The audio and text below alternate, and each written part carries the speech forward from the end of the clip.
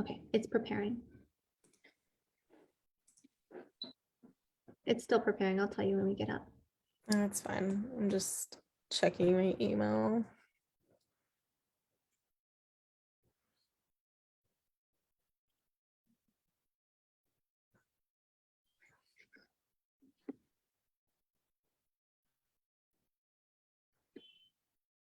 Okay.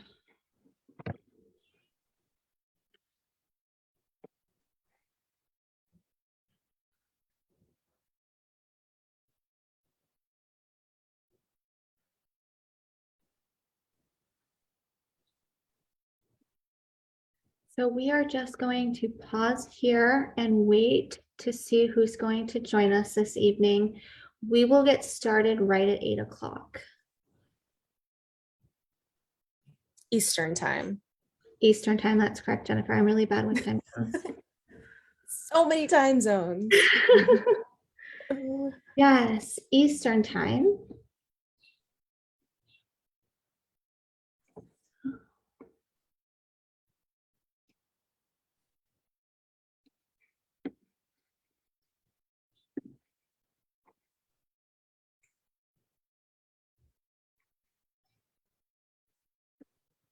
Okay, so Jennifer, while we wait, why don't you share with us something amazing that's happened for you guys in the last month? Do you have anything good that's happened? Because our lives can be chaotic.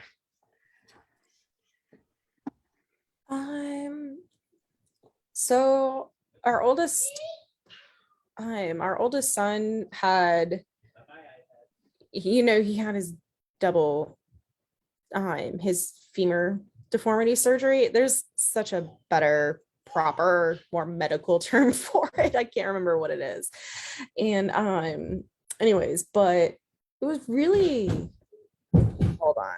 My son is about to take a shower, and he only likes to take a shower If mom helps.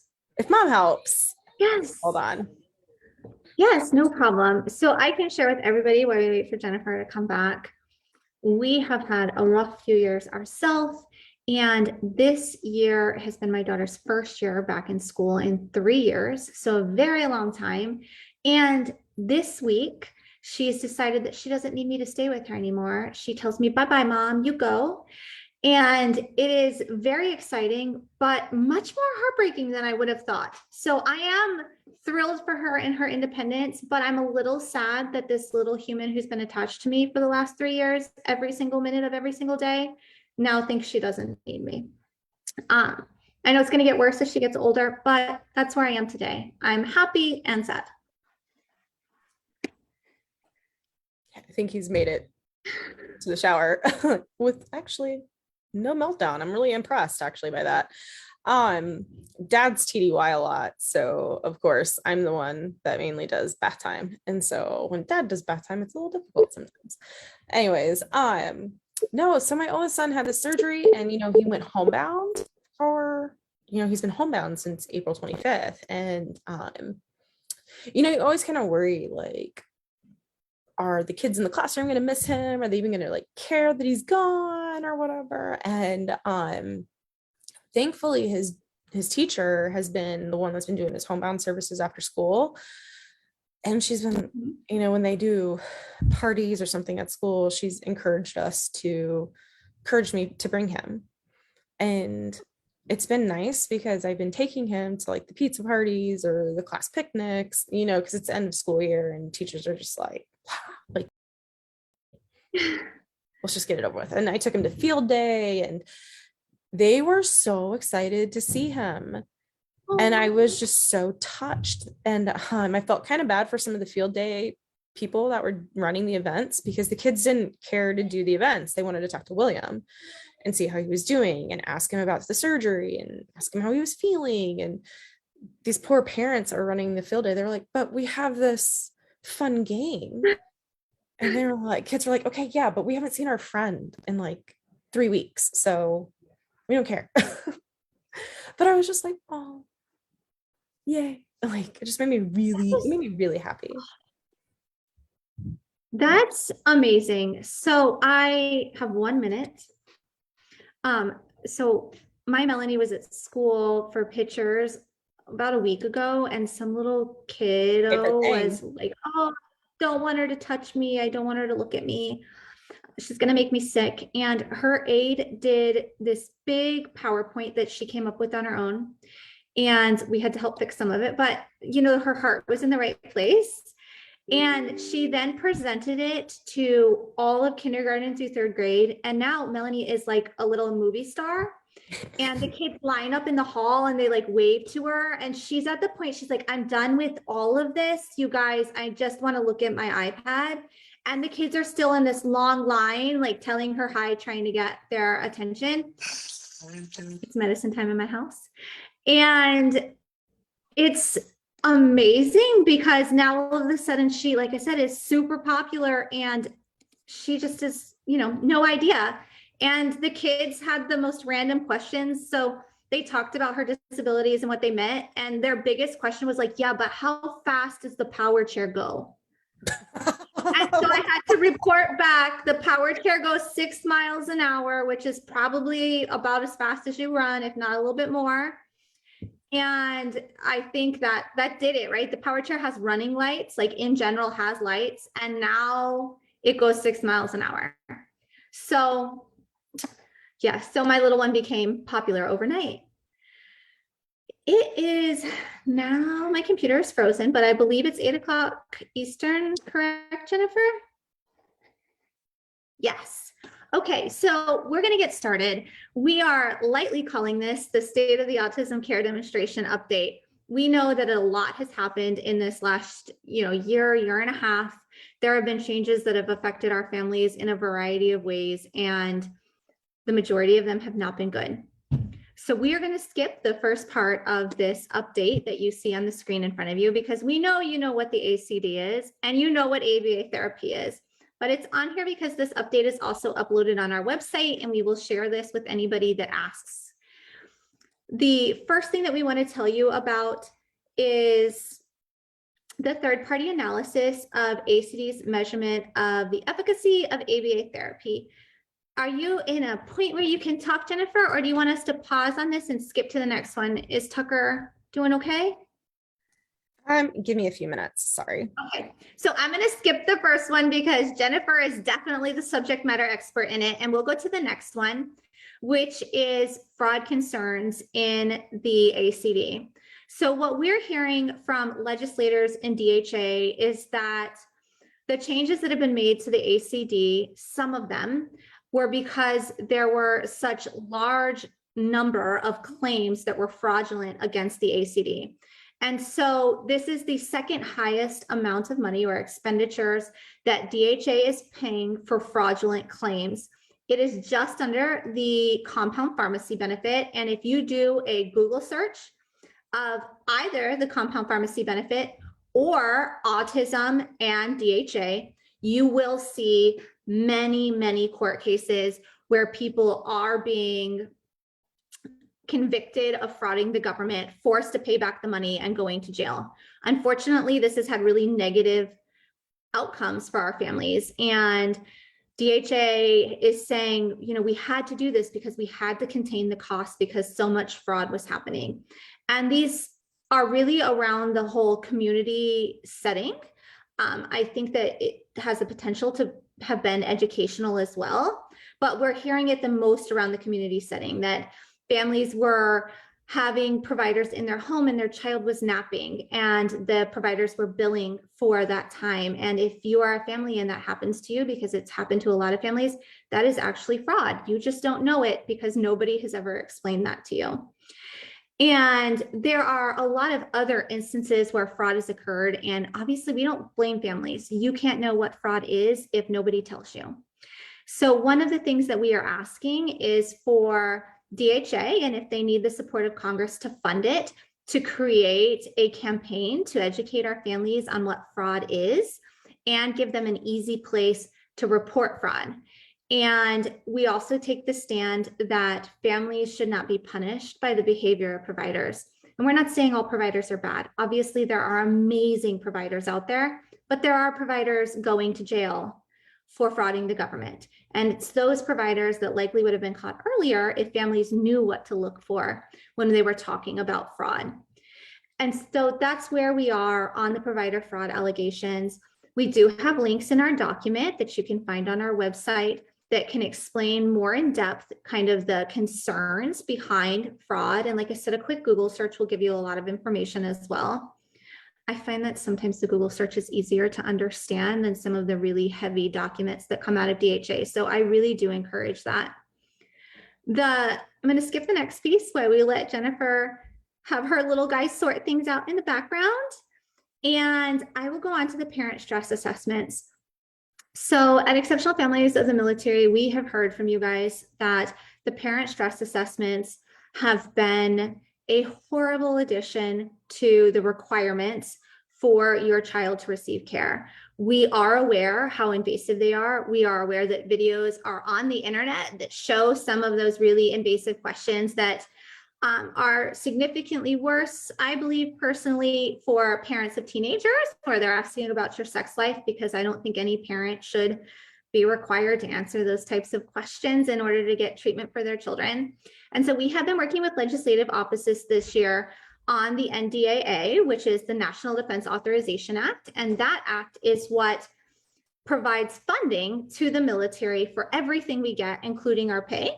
So the NDAA is how you get your pay raise, and it's also how TRICARE gets funded. And we have shared a lot of your concerns, your stories that you shared with us, with legislators. A lot of them are just as repulsed as you are.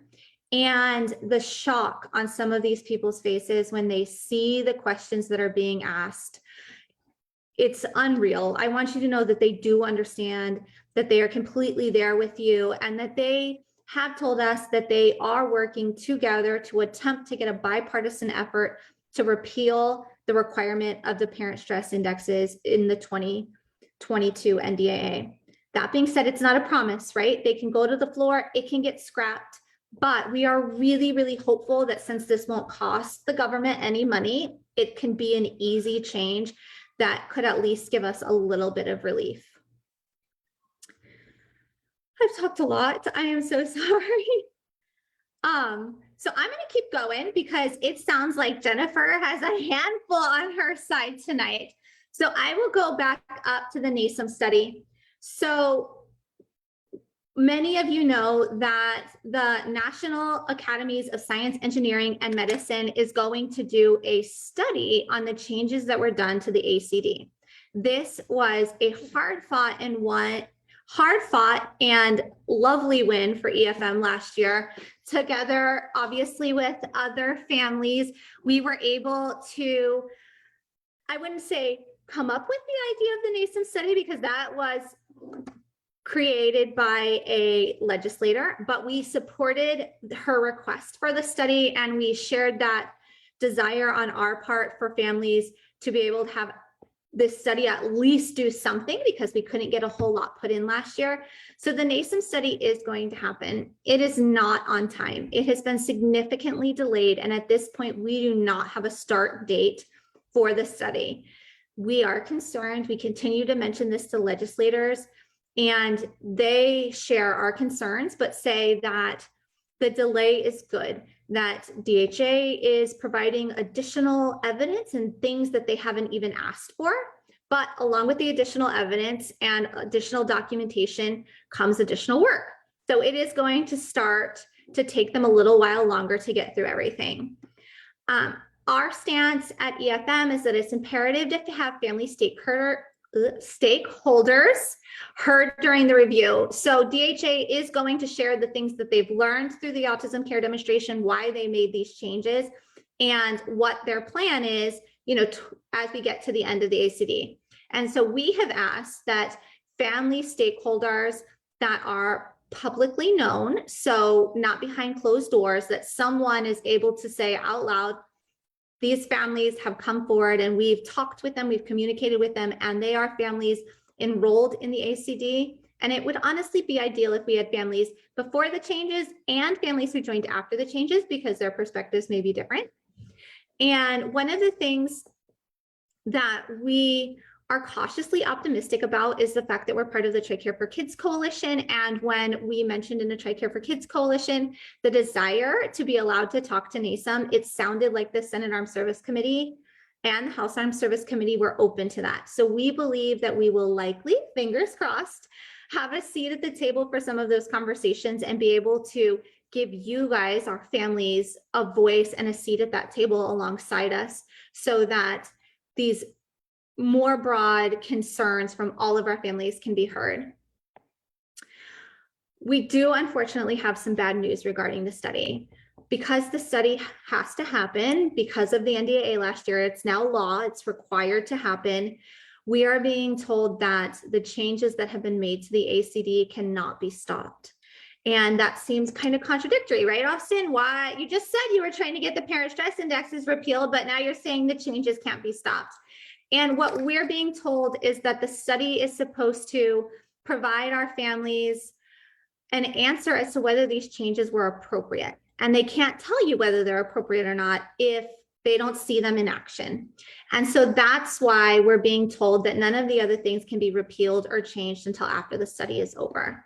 So we aren't happy about it, but we understand the requirement. And I think I would encourage all of you to think about it from the perspective of, if we don't have this study, then we have no proof that these aren't good changes. This study at least has somebody from the outside looking in who's not emotionally involved, determining for us, yes, this was good, no, this wasn't, and kind of, I don't know, I guess creating a middle line between DHA and families on what our children need. So Jennifer, are you? I'm just gonna, sorry, I'm in kind of a spot. It's a little, I am going to say, advise families to, if you are curious, to try to keep track of when the study could possibly start, to go to NASM's website and you can sign up for emails, because when they're doing studies and stuff, they are, they send out emails.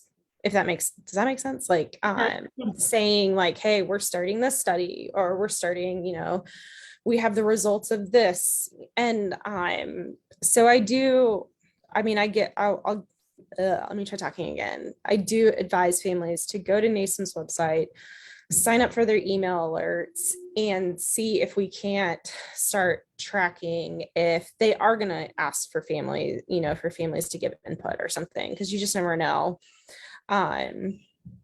what's going to happen. So No, that's a great point. I think that if this goes well, they may be asked to do additional studies. So being on their email list and knowing what's potentially coming would be a really great idea. Do you want to drop back down to the core symptoms of autism? I feel like we saved the best for last unintentionally, or the worst for last, whatever we want to call it. But I'm going to let Jennifer take this one because it is hard.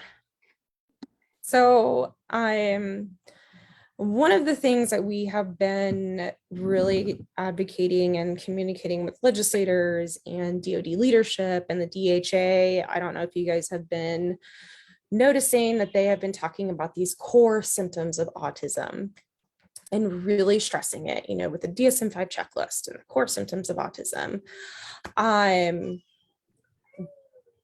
Point blank, that's not a thing. I don't really know how else to say that. So basically what they have done, if you're looking in the DSM-5, I'm trying to think of how to explain this, but like in the DSM-5, there are 5 criterions. It's A, B, C, D, and E. When you're looking to diagnose somebody with autism, and you look at all 5 of those criterions to diagnose somebody. And when you're diagnosing somebody, so we have these, and they basically have taken criterions A through C and compiled these core symptoms. And because of that, they've applied those to if you guys have noticed, like our ABA treatment plans, if your child participates in ABA, that's like where they have been restricting a lot of these ABA treatment plans too. And I have been bringing up with leadership and the DHA about how you basically you can't do that. Because the way I describe it to people when I'm talking to them is like, if if you have, just take like cancer or something, and you have 8 symptoms of cancer, it's like taking 4 core symptoms of cancer, and if you fall under these 4 core symptoms, then you qualify for treatment, and if you don't, then you're not going to get treatment, kind of thing. It doesn't mean you don't have cancer, you just don't qualify for treatment.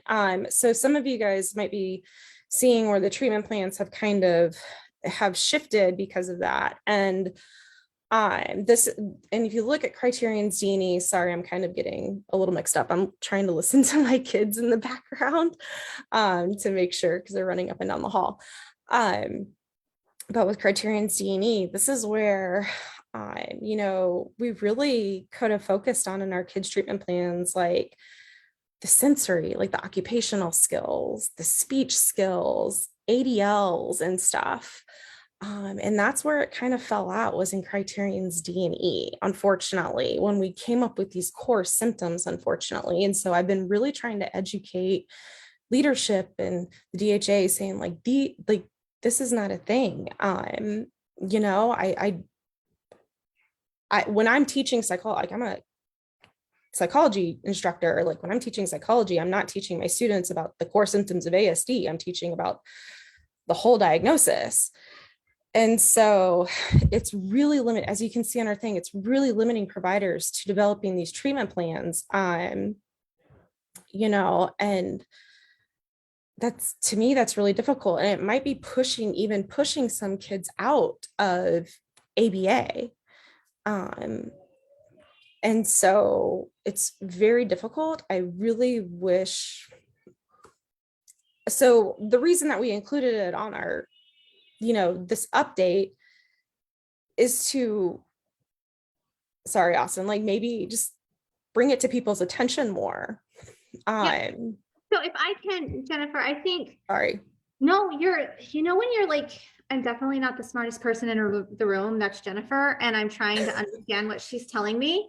And so I think what I'm hearing you say is that we have children who were getting services before, who now may not qualify for services because their needs were in these last 2 criterions that are used to diagnose autism.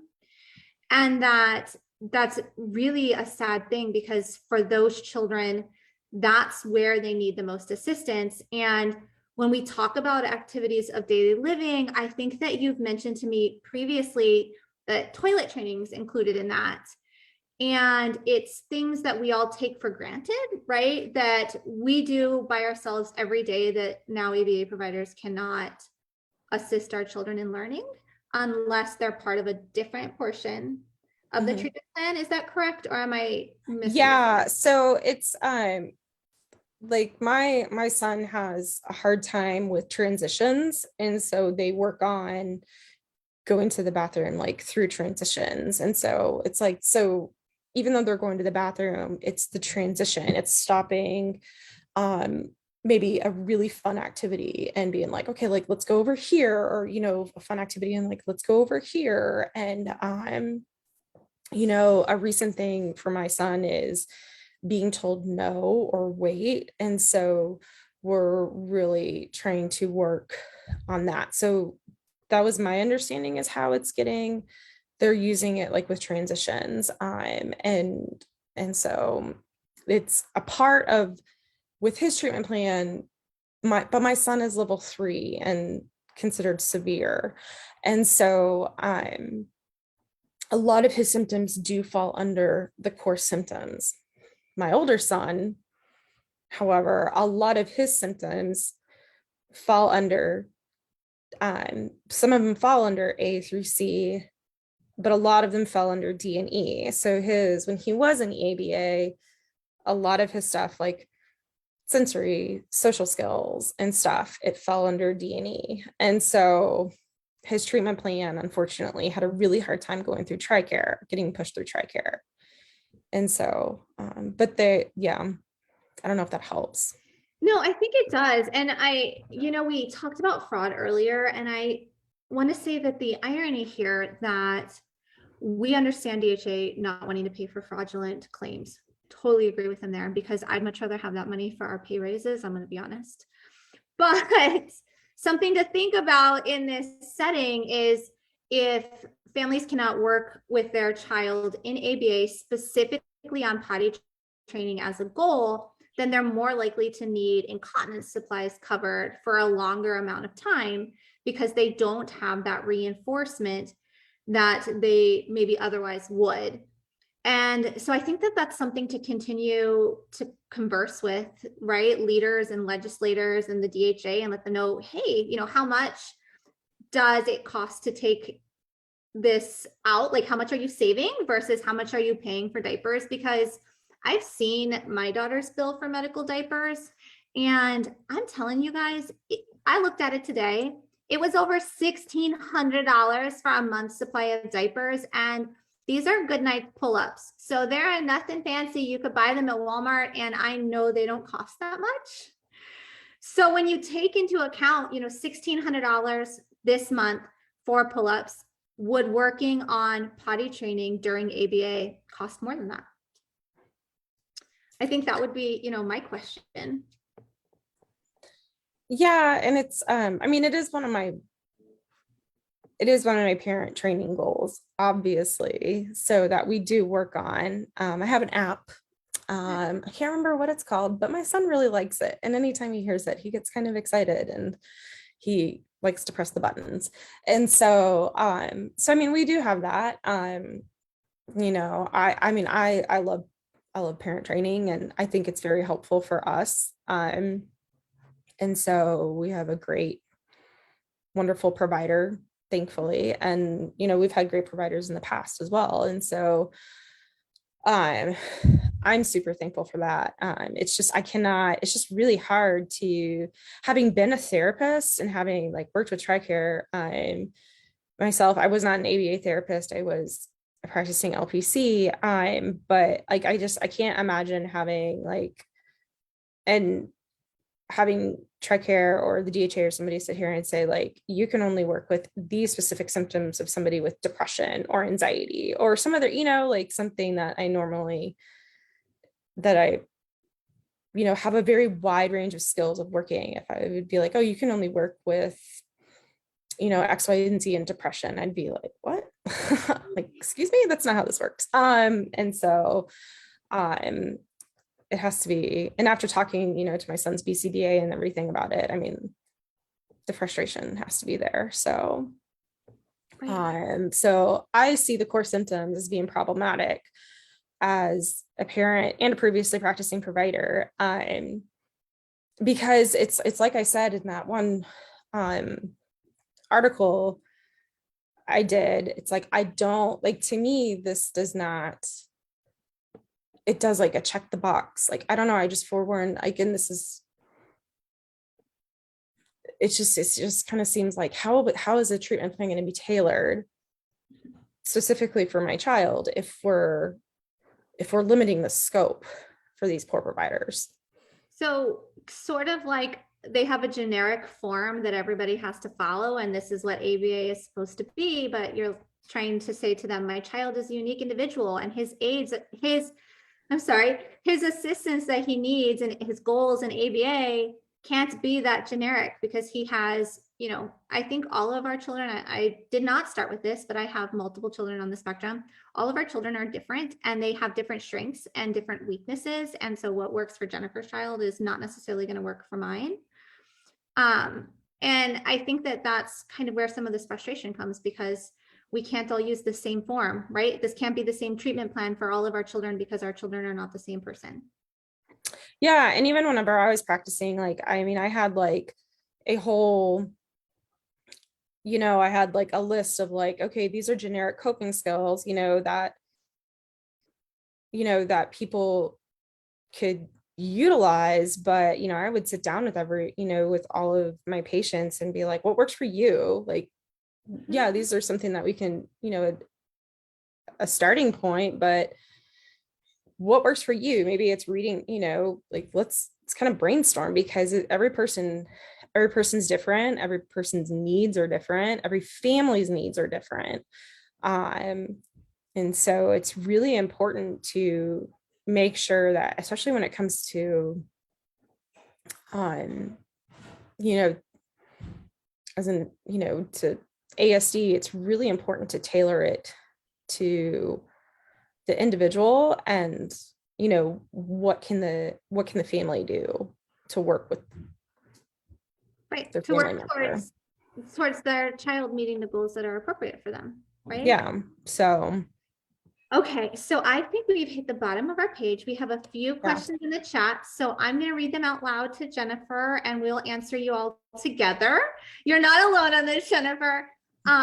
So Tasha shares that she wishes they had sent something out saying if you were diagnosed prior to December 21 to get a renewal, you have to have the DSM-5 now. So what I think Tasha might be saying is, I shouldn't have had to have been double checked for the DSM-5 if my child was already diagnosed using the same document. So if I was diagnosed in 2020, before the changes in 2021 using the DSM-5, why do I have to do the DSM-5 checklist now?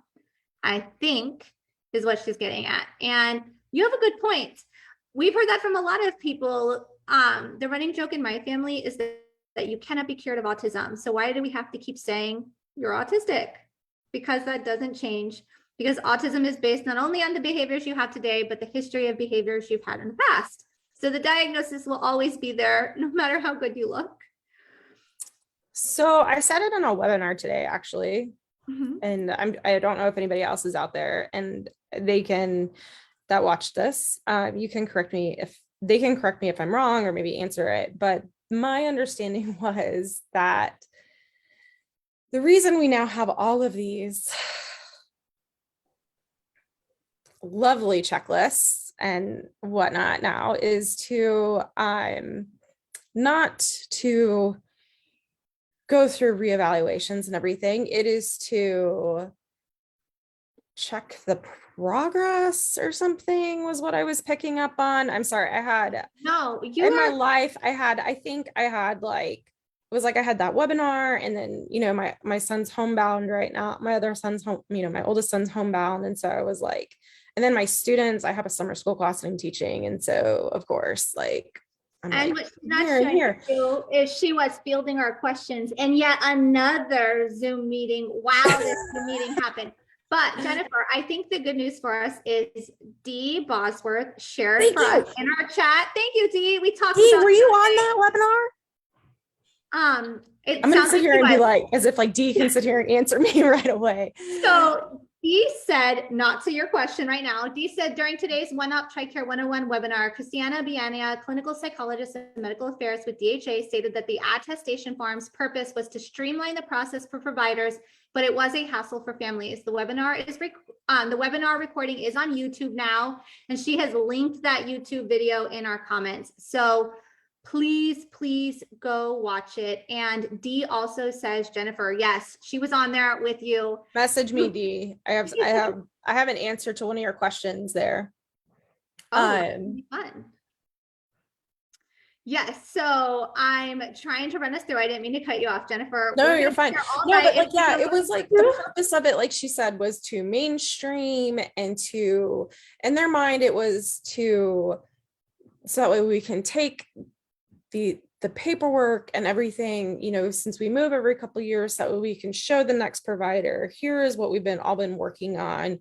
Here is the progress and stuff that has been going on. But I don't know if you guys have been, what I run into was that some providers haven't been filling out the DSM-5 checklist. They won't do it. They'll refer out, which causes wait lists. I know, like, I know that it seems like, EFM has been kind of quiet on the advocacy front. And that's mainly because, like, if it has seemed that way, sorry, but like, we've been really busy on the other side. And, but we're, there's several of us that are right in it with you all. Like, I think I told my pediatrician before he I told my pediatrician's nurse before he retired about the DSM-5 checklist because I heard that he was referring people out. And I was like, no, this isn't happening. I was like, I will go up there and teach him how to fill this thing out. And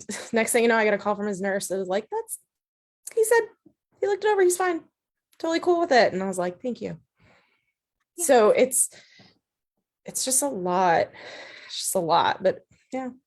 And I will say that EFM has been hearing from providers at civilian clinics as well as MTFs. They are just as frustrated as you are, though sometimes their hands are tied, right? Because they're being paid for or employed by the very people who are in charge of these changes. So I guess my point here is you shouldn't feel alone. You're not the only person feeling frustrated with this new process. Providers are as well.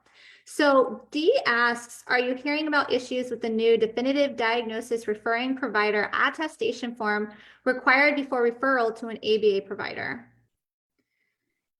And I feel like that's new to me, but honestly, I'm not deep down in the weeds every day. So maybe, is this something you think we could get back to her on, Jennifer?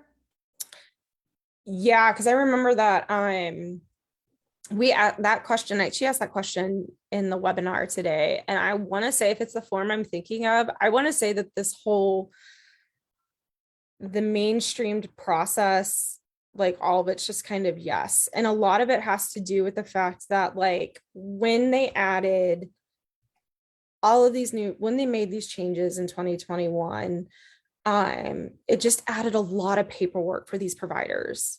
I talked to one developmental pediatrician. I've talked to one developmental pediatrician who told me she was like, Jennifer, I have a long checklist now of what I have to go through for each kid. And it has added 20 to 30 minutes of paperwork that I didn't have before. And so yeah, it's just, I think the whole thing, I mean, we can look into that specific form, but I think the whole process in general has just frustrated a lot of people, because it's like, you can go to one provider here for this, you can go to another provider here for this. Oh, this specific form is due this year. Well, now it's due this year. And so I think everybody is just kind of Overwhelmed? overwhelmed and just not really knowing where to turn. I mean, for me, I got a letter saying that one of my kids' testing was due, and we just did it last year.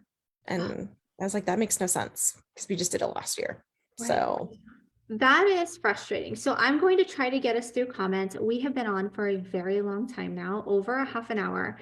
So I'm going to try to not take us past 8:45 if I can. I want everyone to know that if we don't answer your questions, I do see them all in the chat.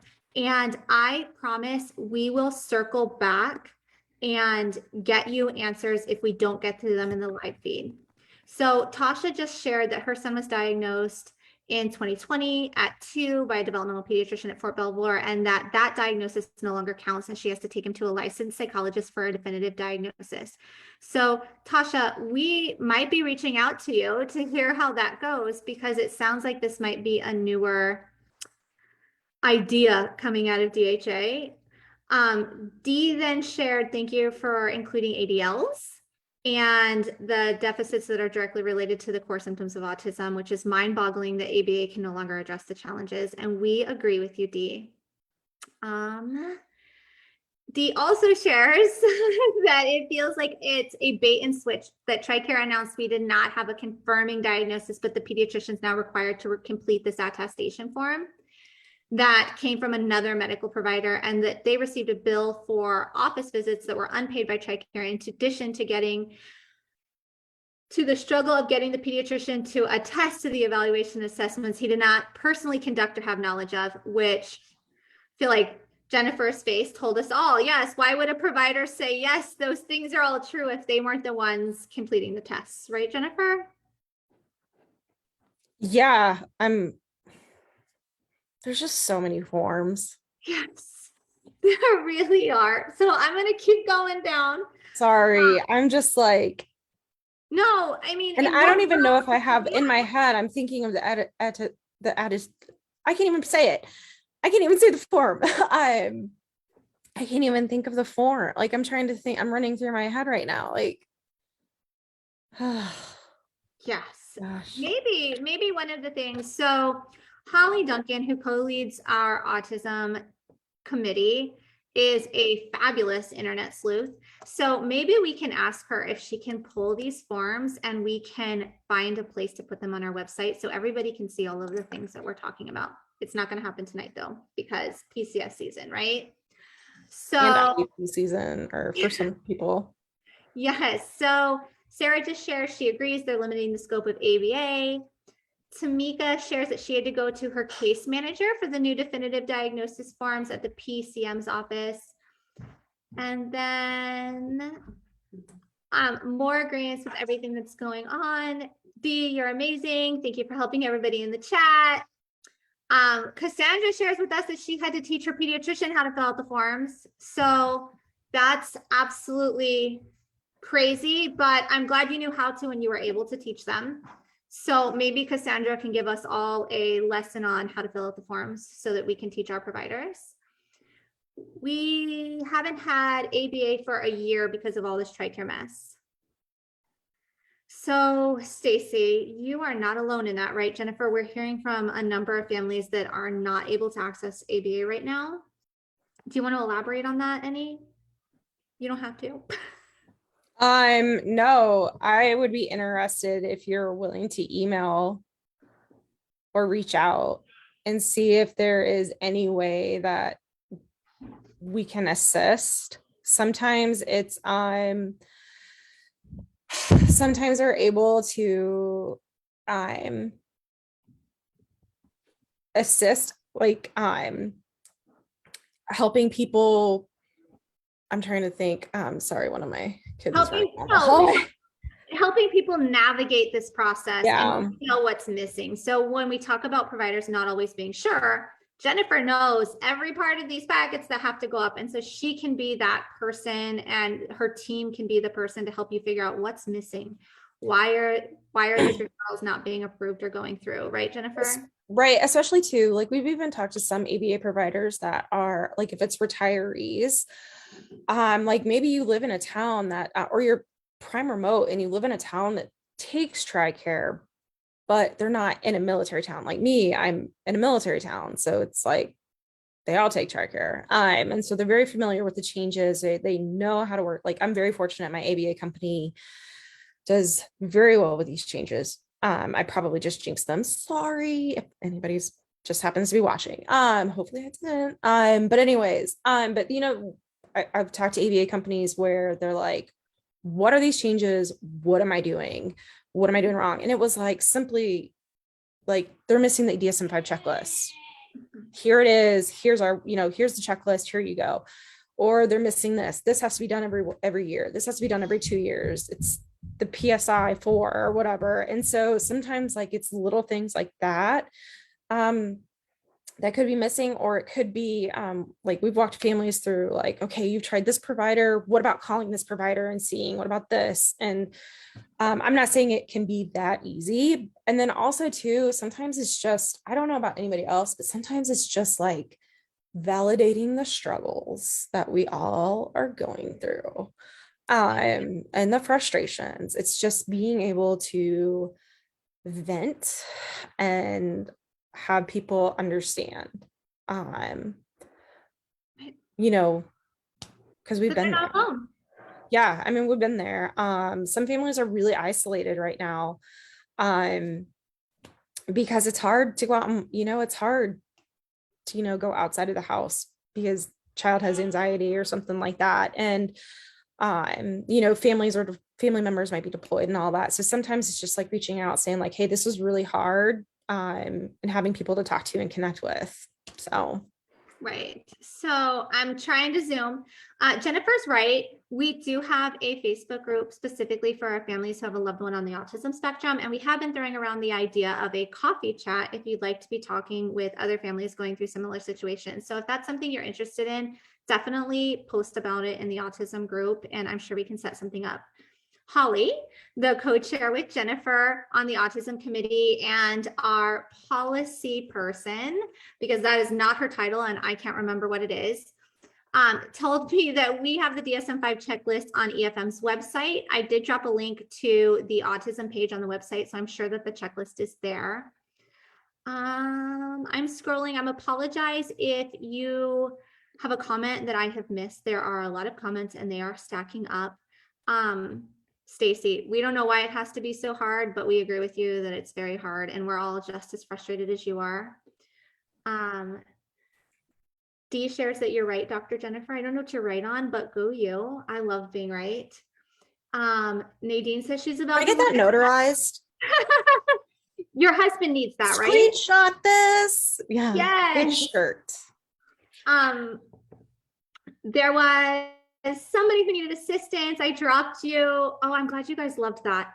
I dropped you our email. So if you need assistance, autismandexceptionalmilitaryfam.com. It is in there. And oh, it looks like we have friends chatting. I'm sorry, just give us another minute, everyone. There are a lot of comments and they just keep coming. So I am lagging on my side. So And I don't have my Facebook up because I have raise your hand if you have ADHD and you get distracted too easily. And I'm fully medicated and still am distracted. So, you know, I just go with it. So Nadine shares, I have one son in the program already and now one son just diagnosed. And between TRICARE and the ASM, I'm getting slammed with multiple calls daily and no one is on the same page. Holly knows what's been going on with their situation and I'm ready to say forget services because I shouldn't be this stressed out trying to get started with services for my son. And Nadine, we are hearing that from families who are trying to start services, as well as families who have been in ABA for a significant amount of time, that the battle has just become too much, that it is harder to fight through this than it is to get care. And we don't want that for our families. So I know that you're connected with Holly and she's helping you any way she can, but we are here to help in these small ways that we can. We cannot make Humana or HealthNet or DHA do things, but we can be here to support you. So maybe this coffee group would be a good idea after all. And I think, even though I can't see the clock on my computer, it is nearly 8:45. So we are going to wrap up. I think I've scrolled through the majority of the questions. And if I have missed yours because I scrolled wrong, I promise we're going to go back through them and answer them. But we really appreciate all of you joining us today.